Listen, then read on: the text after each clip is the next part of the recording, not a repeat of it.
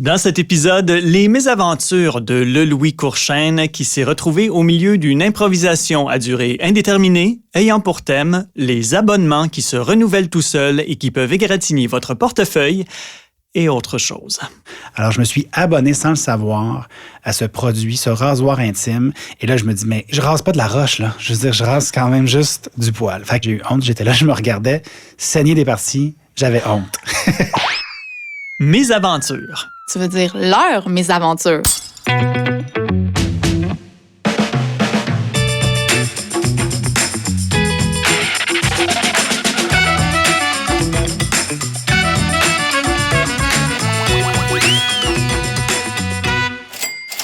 Le Louis. Oui. Salut. Salut. On va t'appeler Louis aussi. Ben oui, parce que c'est ton nom.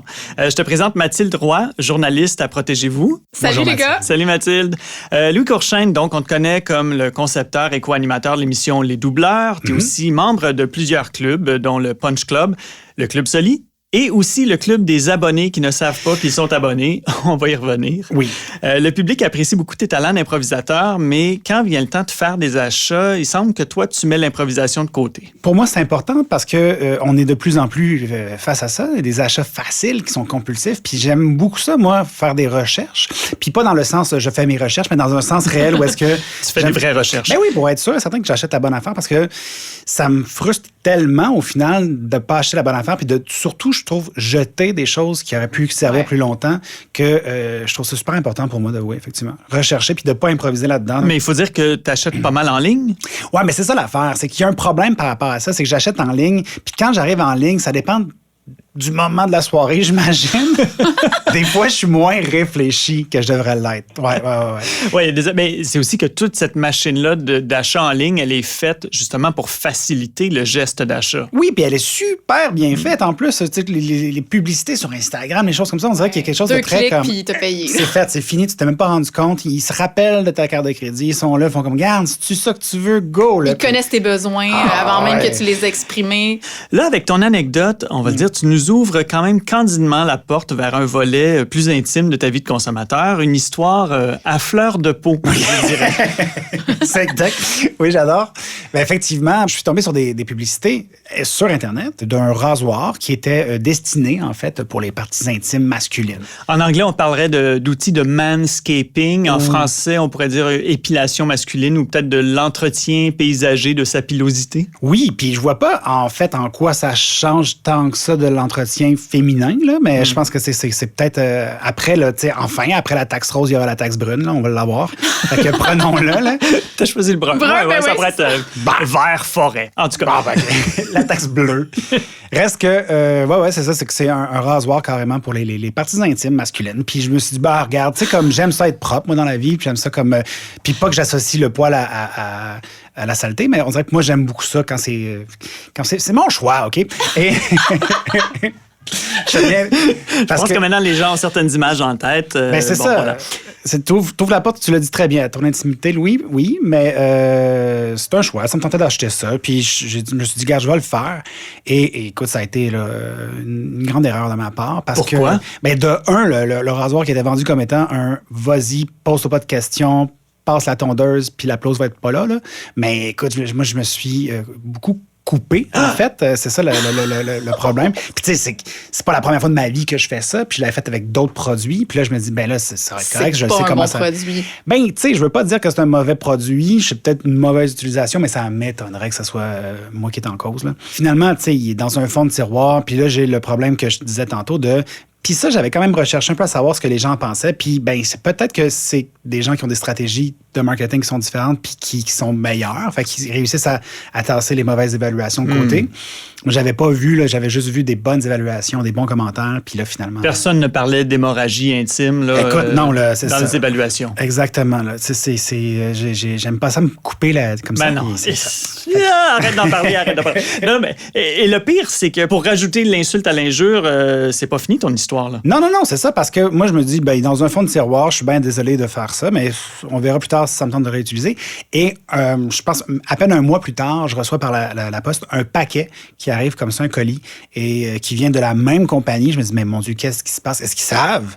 Parce que, tu sais, s'ils nous écoutent avec nos téléphones, peut-être qu'ils savent que je t'envoie des diachylons, je pense. J'étais assez sonore à ce moment-là, puis peut-être que mon téléphone n'était pas loin. Fait que peut-être qu'ils ont fait comme, ben là, Louis, est-ce qu'on va s'excuser, tu sais? Et là, j'ouvre le paquet et non, il y a comme une crème et des rasoirs supplémentaires, des têtes, dans le fond, de rasoirs supplémentaires. Lames? Des lames.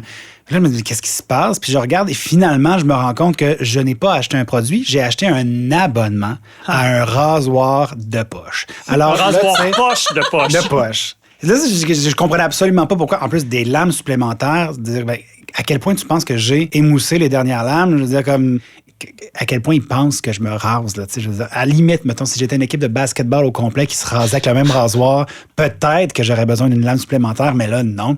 Puis là, je me suis rendu compte que finalement, c'était écrit en tout petit, puis c'était une affaire où est-ce que, ben oui, dans le fond, c'était un abonnement, puis je pense que c'était une vingtaine de dollars par mois, ou que quand ça même coûtait de l'argent, fallait que tu repaies, puis je dis, ben voyons donc. Fait là, tout de suite, j'ai écrit, ben là, ça n'a pas de sens. Puis je pense que j'étais mais pas bête, mais tu sais, j'ai fait comme, hey, by the way, là, c'est pas super de votre part de pas de cacher ça, parce que c'était pas caché. C'était sournois. Mais c'était pas clair. C'est ça. Il y a quelque chose d'un peu...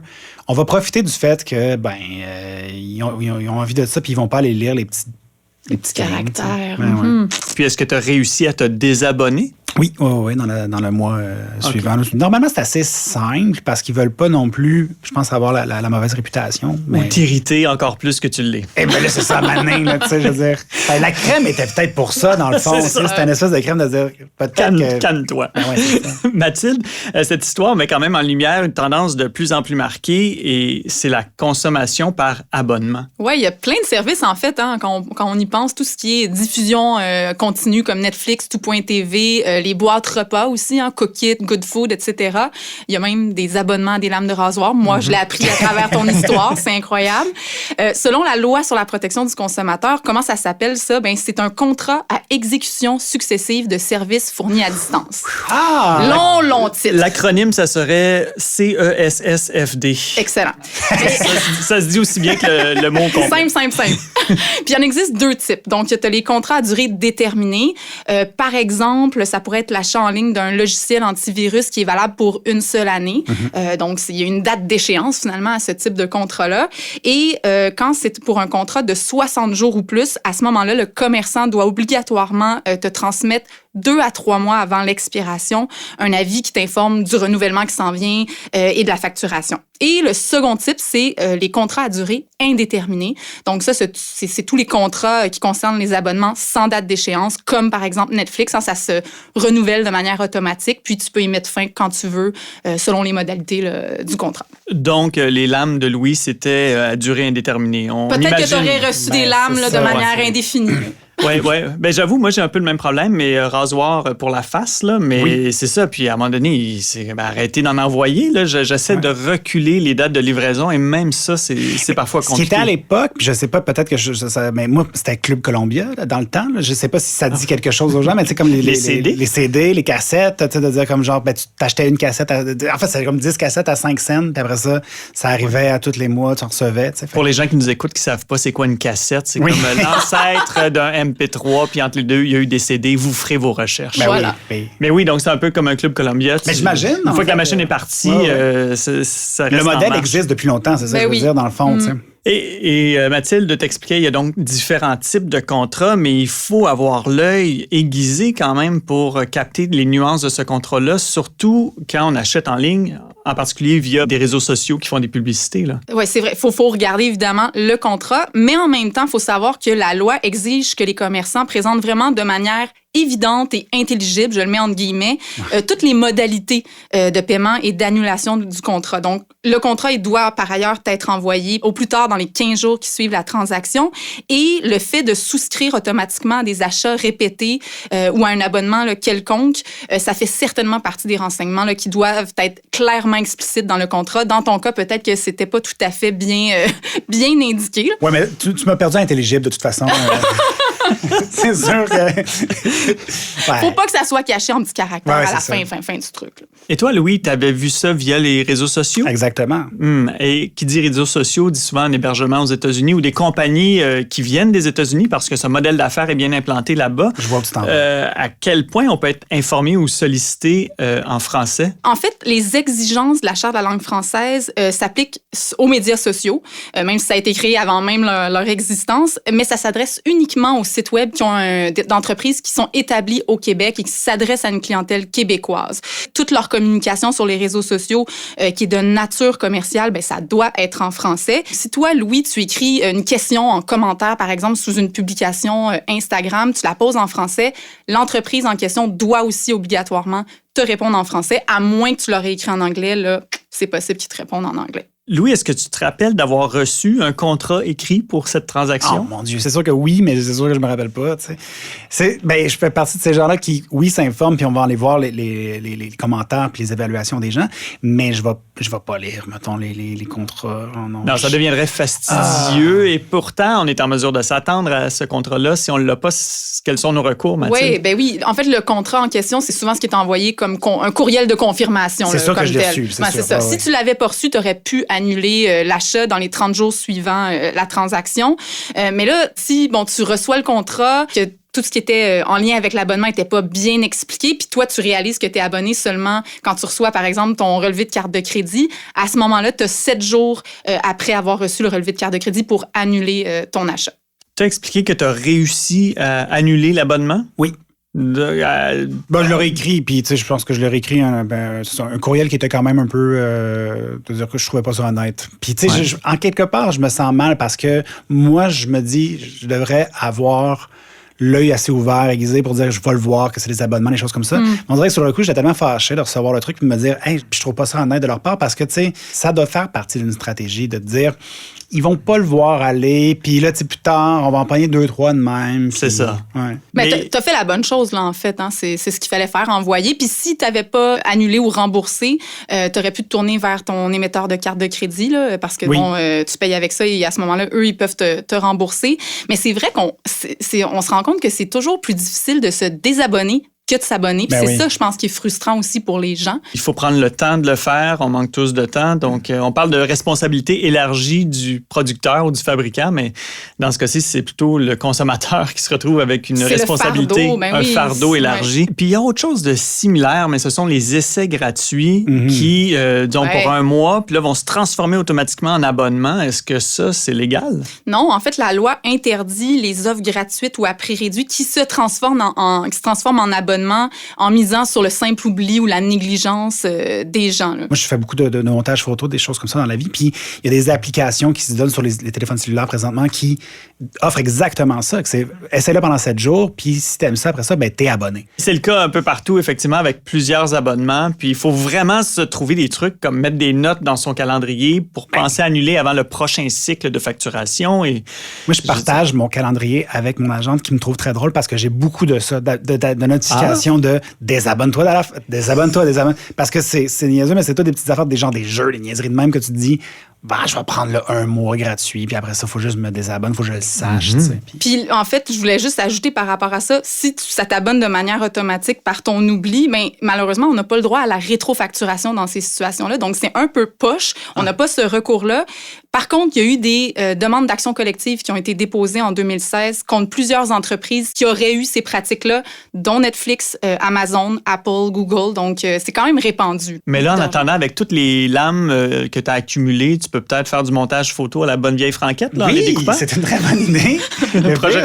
projet de recyclage. Ça serait intéressant quand même. Quand je disais Photoshop, moi, à l'époque, on achetait Photoshop. Oui, tu achètes le logiciel carrément. Aujourd'hui, tu loues Photoshop. Tu loues le programme, puis c'est un abonnement par année. Après ça, toutes même les programmes de traitement de texte et compagnie, c'est rendu ça. C'est tout rendu ça. Fait que c'est comme si, éventuellement, il n'y a plus rien qui m'appartient et je suis abonné à plein d'affaires en même temps pour continuer ma vie. Là. Fait que, je vais être abonné à Cookit, je vais écouter la télé avec un abonnement de Netflix, puis après ça, je vais avoir mon ordinateur va m'être loué, puis mais il y a quelque chose d'épeurant là-dedans. Je sais pas, je sens peut-être comme un dinosaure présentement, mais... Non, mais en fait, c'est encore une fois l'espèce de responsabilité ou de charge mentale parce que c'est pas, OK, j'achète quelque chose, je l'ai pour le reste de la vie jusqu'à temps qu'il marche plus.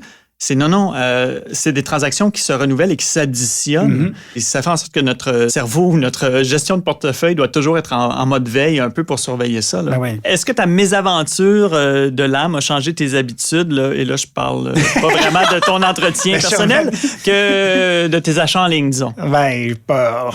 J'aimerais ça dire que oui, mais si je suis honnête, non. Je pense que je vais me faire réavoir éventuellement. Mais j'aime ça, ce genre de show-là, parce qu'on comprend un peu mieux ce qui se passe. On se dit, OK, j'ai entendu quelque part. Fait que, tu le sais que tu as des outils. Quand tu le sais pas, des fois, tu vas comme te sentir un peu seul face à ça, puis te dire comme, regarde, je vais laisser tomber. Puis là, maintenant que je sais que j'ai des outils, ça risque de changer la suite des choses.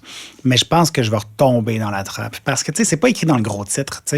Dans le gros titre, c'est rase-toi, ça va être le fun.